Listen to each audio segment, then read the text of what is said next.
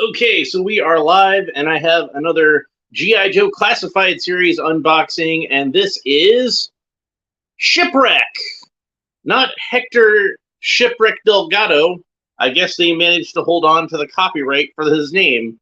So, and this is figure number 70 in this line of figures. Wow, it's hard to believe that we're getting that high. They'll get to figure number 100 soon. I wonder what character they'll do for figure number 100. I bet it will either be Snake Eyes or Cobra Commander. Although I think another good choice would be General Joseph Colton, the original G.I. Joe. That would be a good one to do for their 100th figure. But, they tend to do more figures of Snake Eyes and Cobra Commander than anyone else. So I would not be surprised if we get a new version of one of those guys. So yeah, it'll be exciting to see. So they've changed up the packaging. Again, it's a completely different trade dress on this thing, although it does have some similar elements to it. Like this is very similar to the background art that we had on a lot of those boxes, and we now have a QR code on here with the little information on there. So if I weren't filming this on my phone, I could use it right now, but I'm filming it on my phone. So anyway, there we go.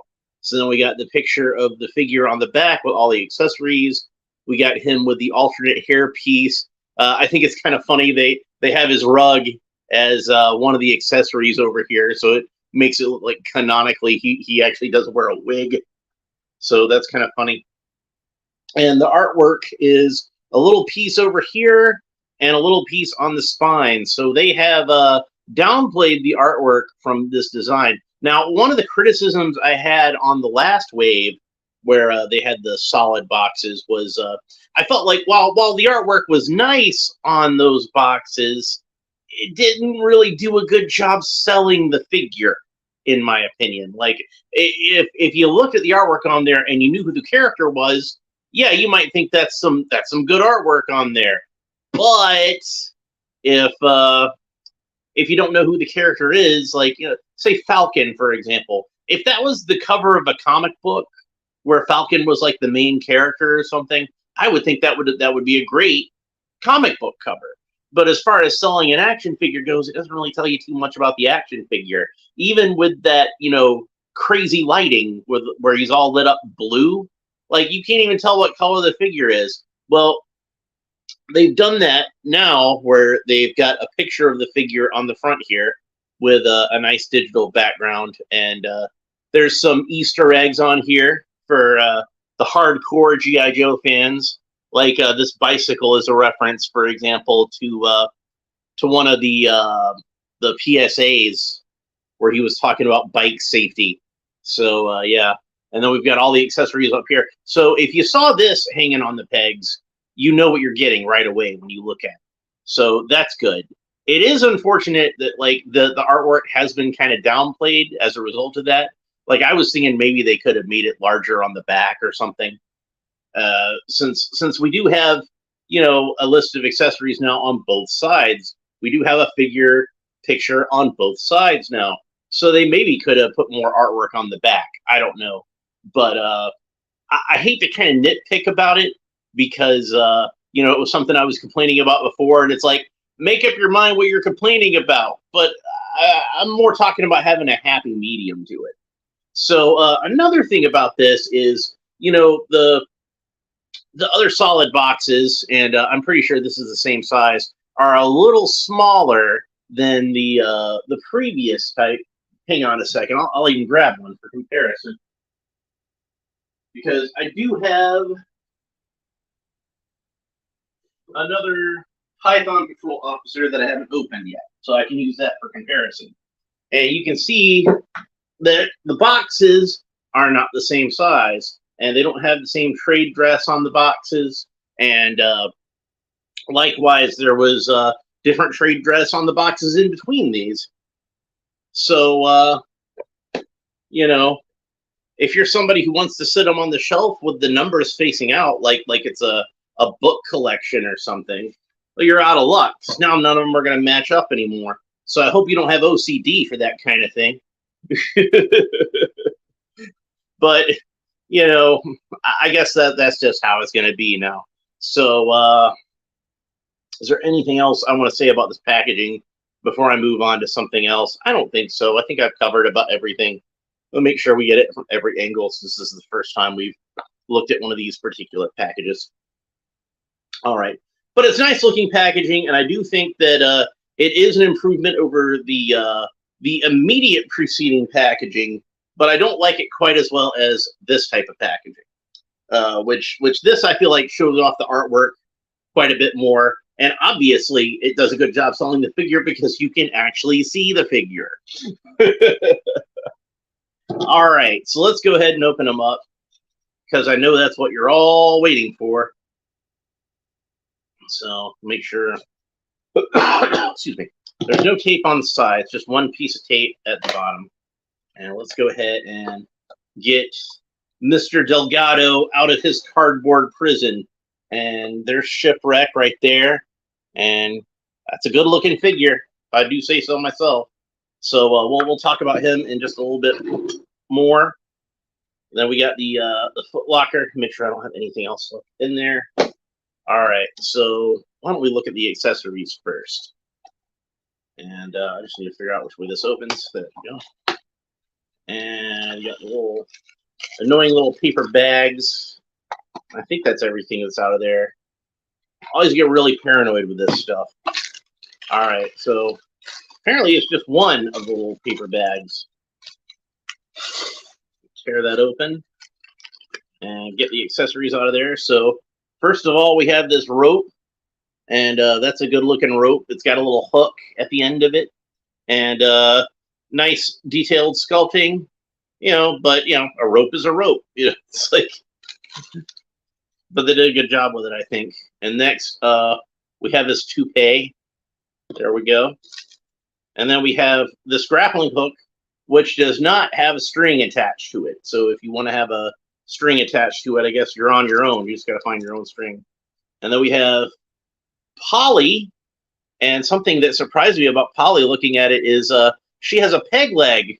So apparently she was injured at some point, and I guess they probably figured they're going to have to put a peg onto Polly so that she can attach to the figure. I'll try to get that to focus a little better. So maybe have a little bit of fun with it instead of just putting a peg on the bottom of her feet or something like we did with the Freedom that came with Spirit. Just actually give her a literal peg leg. So that's kind of funny. And next we have two different guns for Shipwreck, and one is I believe this is the same automatic that came with Snake Eyes, where you can put the silencer on it, suppressor, whatever you want to call that. And then we got this double-barreled blunderbuss looking gun, which obviously is an homage to the gun that came with the original Shipwreck. And it's even got the little string at the back, but it looks like it's going to be too small to actually fit it around his wrist, unfortunately. So it's obviously supposed to look kind of like a pirate's gun, but I like to think of it as being like a small shotgun. In fact, when I made my most of the Shipwreck figures that I've made using Marauder Task Force parts, I use like the little sawed-off shotgun for that.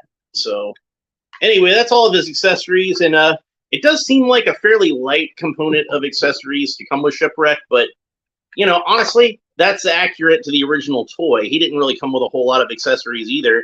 He had Polly, and he had his gun. So this actually has like a lot more accessories than the original one had. And it's still probably, people are going to complain that the accessories are a little light, And they kind of are compared to some of the other figures, but like I said, Shipwreck usually doesn't come with that much. By the way, the artwork is also on the inside here, but in black and white. Just so I've covered the packaging as thoroughly as I know how. So I'm going to go ahead and put everything back in here, and that can go in my recycling later. Apparently, some people just buy the empty packages on eBay, but that just seems like too much trouble for me to go through. So I usually just toss them in the recycling. Probably gave somebody a conniption fit just now. All right, so let's have a look at Shipwreck, and he's got a good head sculpt. There's a lot of character to that head sculpt, and he's got like kind of a surly expression on his face. And I do think that if I were doing Shipwreck, I'd probably give him more of like a smarmy sort of expression on his face, like, you know, that kind of thing. You know, like on the cartoon, it was kind of obvious that his voice was supposed to sound kind of like Jack Nicholson, and he was kind of inspired by Jack Nicholson in The Last Detail, where he played a sailor in that. So when the writer of the animated series saw the character, he's like, oh, he's going to be Jack Nicholson. So I don't know if Larry Hama had any actor in mind for Shipwreck. I never heard him mention it, but I do know that he'd mentioned he had Popeye in mind. And how could you not have Popeye in mind? There is, I think, a little bit of an homage to Popeye in the boots too, because you can see they've got that kind of bulbous toe thing going on. Looks kind of like Popeye's boots. So yeah, he's got the tattoo on the forearm, like the original figure had. Try to get that to focus a little better. It's hard to get it to focus. This is a new phone. I'm not quite used to it. So, and he's got another tattoo on the other forearm. So, I think the intention was with these tattoos is he had a different tattoo on the 25th anniversary figure from what he had on the original figure. So I guess they decided to split the difference and put a tattoo on each forearm that's supposed to represent each one of those. But obviously, because of advances in technology as far as printing on action figures, they were able to get a little more detailed on these tattoos than they were in the previous figures. And he does have the rank insignia on his shoulders, so that's pretty cool. The hat's really nice, and it has, I think, a surprising amount of detail to it. I don't know if I can get it to focus well enough, but here you can kind of see it. There actually is some ridges in the brim of the hat where the seams would have been, and there's even a seam right here where like the whole thing is sewn together on the side, and of course, you know, seams on the top, wrinkles on the top. Maybe if I turn this light off, we can see a little easier. No, not really, but yeah, I'll turn the light back on. So, but yeah, I think that these are new arms and a new torso piece. At least the upper part of the torso looks new to me. I haven't seen it on any other figures yet. Probably some new forearms too. This is definitely a new forearm because it has the peg hole for Holly to fit onto. We're going to play around with her in a little bit. And then he's got lots of places to store all of his accessories. It looks like he should be able to store all of his accessories. So let's see if we can do that now. So we got the automatic, and that'll go into that holster quite snugly. That's going to fit just fine. And then we got the blunderbuss. I'm going to call it a blunderbuss, even though I think it's actually kind of a small shotgun. So that fits in there just fine. And then he's got a small hook on the side of his belt right next to that holster. And looky there, grappling hook fits on there perfectly. Now, if you do attach a string to it, that's obviously going to take up some of the space, and it might not fit on there as well. But if you did that, I suppose you could loop it up and hang the loop on the hook like you did with the original vintage figure back in the 80s. So that's pretty cool. Last but not least, we got this rope. And this is probably part of the reason that they didn't bother to put a string on there in the first place, is because like the rope is kind of supposed to represent that string.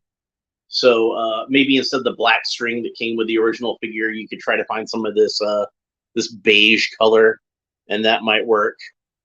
And the last accessory we probably need to talk about before we move on to Polly is the wig.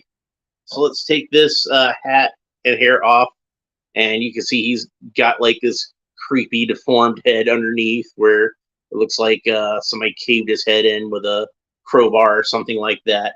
Like I've said before about these wigs, I would probably prefer they just do an alternate head, but I suppose it's a way of keeping costs low. So I'm going to go ahead and put the hair on him so we see what it looks like with the hair. And it's not bad. I'm going to want to have Shipwreck with his hat on most of the time. So I can't see me getting much use out of this hair. But, I could see using it for various customs and things like that. So if you were going to say like an updated version, like a classified version of the version 2 of Mercer, not the first one with the flat top, but the later one with the beard, I think that'd be a good head to reuse for that.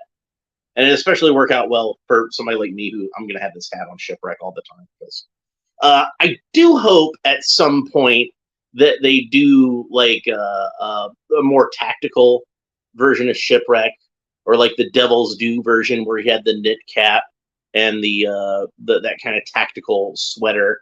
I always really liked that look. And plus, if you're a fan of the old school GI Joe, like going back to the 12-inch figures, that works really well as an homage to the Mission to Spy Island Adventure Team set, which is one of the more popular GI Joe sets from the original vintage line. I'm a big fan of that one. So anyway, let's go ahead and play with Polly for a little bit. So the knot at the top of this rope has a little hole, and we can fit Polly in there just fine. And I'm starting to think I maybe put this rope on there the wrong way, because that means one of her feet is hanging off. So I'm going to flip it around backwards. I thought it would be good to have the hook in the front so it would be more visible, but maybe they intended it to be in the back. Let's see if Polly fits on there a little bit better that way. So now it's on the other shoulder, and yeah, we've got a little more room for her to perch over there. So let's go ahead and fit her in there, and yeah, she fits on there almost perfectly. The only problem is that, like, just because of how the rope kind of gravity tends to be pulling it down a little bit, so she's on there a little bit at an angle instead of being like straight up and down. So, but I mean, like, because of the way it's sculpted, I still think it works because she could be doing one of these things. So that does seem like the kind of thing a parrot would do, at least to me. So there we go. And then, as I pointed out before, he's got the same sort of white wristband on his left arm here, and we can perch Polly on that because she's got that little hole on there. So there we go. Polly is a little disappointed that Hasbro did not include any crackers for Shipwreck to feed to Polly, which would have been a nice extra accessory. One thing I noticed also that's kind of odd is because of this sculpted string on the blunderbuss there. You see how it just kind of stands up straight. So, oops. But yeah, so we're going to set Polly aside for just a minute because I don't want to risk dropping her on the floor. And I want to see how Shipwreck looks while he's holding his accessories. So first we'll do the blunderbuss, and I can kind of squeeze it in there and make sure we get the trigger through the trigger guard. And there we go. So there's how he looks with that. Pretty cool. And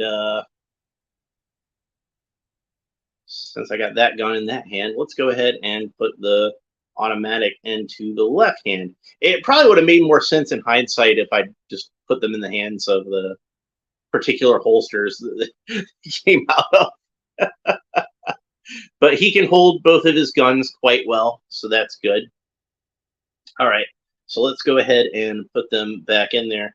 So yeah, I just got him yesterday off of Amazon, and by the time it showed up, it was too late for me to do a video. This is one of those that I'd had pre-ordered for a long time, and I do this trick where I get these gift cards that I receive online for various, filling out surveys and playing games and stuff like that. So whenever I pre-order stuff, I tend to just pay it off with the gift cards before it arrives. And usually I'm able to do that pretty good. Occasionally I'm not able to cover it quite in time, but usually I'm able to get the stuff paid off before it actually ships. And this was an example of that, which is a good thing because, like I mentioned in the previous video, my truck broke down and I'm paying to get that fixed, and I got all kinds of money problems because of that. So I'm trying to get caught up. But it's good to have little tricks like that where you can still get free stuff. So, and also I should probably mention that he does have some chest hair that's kind of tampographed on his chest, and it does look pretty nice, but unfortunately, it doesn't quite reach the edges of his shirt, so it looks kind of like he trimmed his chest hair into kind of a V shape. But you know, I guess that's the best they could do. But it is a nice touch that they actually did give him a little bit of chest hair. I'm sure that there are a certain contingent of fans that will very much appreciate that. We'll put it that way. Also, having opened some of those retro card figures recently, I feel like I should point out that those came with figure stands, and this one does not. And that's something that I'm gonna start harping on classics figures a lot. I notice anytime I complain about something on my videos, it does have a tendency to get fixed. And I would like to, claim some sort of, responsibility for that. Like, yeah, it's me. It's all me that's causing these changes to be made. But I think it's more just sort of like I'm not the only one. And the toy companies are more listening to us when those problems come out. So one thing I'm going to do in the future is I'm going to be talking more about figure stands and how every figure should come with a figure stand. So if a figure does come with a figure stand, I'm going to give them kudos. If it does not come with a figure stand, I'm going to complain about it. So right now I'm complaining that Shipwreck does not have a figure stand, and he ought to have one. So, and Hasbro, I know you guys got those molds from those retro figures, so you got no excuse. You need to be giving us figure stands. It ain't going to cost that much. And these figures are getting like just more and more expensive. So you can give us a little bit extra for the money that you're getting from us. I think that's fair. Give us a figure stand. I think that would be a nice way to show you appreciate the people who buy your products. Anyway, do I recommend Shipwreck? Do I even need to ask that question? Like, if you're a fan of G.I. Joe, like, Shipwreck is kind of one of those core characters, that he's one that like has a really strong fan following. And like with G.I. Joe, it seems like everybody has a different G.I. Joe. I mean, like obviously a lot of people have the same favorite G.I. Joe, but like if you're a Transformers fan, there's a good chance your favorite Autobot is Optimus Prime. If you're a Masters of the Universe fan, there's a good chance your favorite heroic warrior is He-Man. But if you're a G.I. Joe fan, like, all bets are off. Your favorite character could be, Flint, Duke, Snake Eyes, Roadblock, Scarlet, Clutch. Even, like, Clutch is one of my favorites. And I know a lot of people out there, Shipwreck is their favorite G.I. Joe. He got a lot of screen time on the cartoon. He was a cool figure with some unique accessories. He's had a lot of cool variants over the years. Like I said, I really like that Devil's Due look with the tactical sweater and the knit cap. And I hope they get around to doing that version of Shipwreck at some point. Maybe they could do a repaint of this one in its Tiger Force colors. I think that would be really cool. Especially, like, that would be a good one for like a store exclusive or a con exclusive or something like that, because it's something the hardcore fans would like to have, but I don't know how well it would sell as far as like, the general public is concerned. Like, I don't know if kids are even into action figures nowadays, and if they're into G.I. Joe.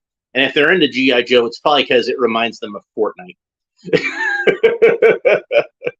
But I don't know how they would respond to buying a Sailor action figure in the first place, let alone a Sailor action figure who's wearing a bright yellow tiger striped shirt. But hopefully this figure will sell really well. I know it's going to be popular among like the hardcore G.I. Joe fans like me. We got to have Shipwreck. He's one of those where it's like, honestly, I'm surprised it's taken them this long to get Shipwreck out as it has. But they've done a really good job with him, and he was definitely worth the wait. So definitely recommend Shipwreck. Great figure, great accessories, even though they do seem kind of sparse. But, it's not so much about the quantity as it is about the quality. and these are accessories that are perfect for this character. And if you're a longtime fan of Shipwreck, you're going to be very pleased with this version of the character, I think. So that's pretty much it for this episode. If you enjoyed it, please like and subscribe and all the fun YouTube stuff down below. And let me know what you think about this figure and let me know what you think about the character of Shipwreck. You know, like one of the episodes of the cartoon that always really stood out in my head was There's No Place Like Springfield, in which Shipwreck was the main character in that one. And he wakes up like he's been in a coma for like a decade or something like that. He's got a gray beard, and I sleep a lot and I have a gray beard, so I can relate to that episode. but when I was a kid, that was, I thought, one of the creepiest episodes of G.I. Joe. And you know, you can watch them right now on Tubi. I think they've got all the old G.I. Joe cartoons up there, and that's one that's definitely worth a rewatch every now and then. Some of those episodes don't hold up that well, and I really think overall, I've said this before, the comic book of G.I. Joe was way better than the cartoon. But I did enjoy the cartoon, and that was one of the episodes that was always a standout for me when I was a kid. So it is definitely worth mentioning. Anyway, we will talk to you next time. Bye.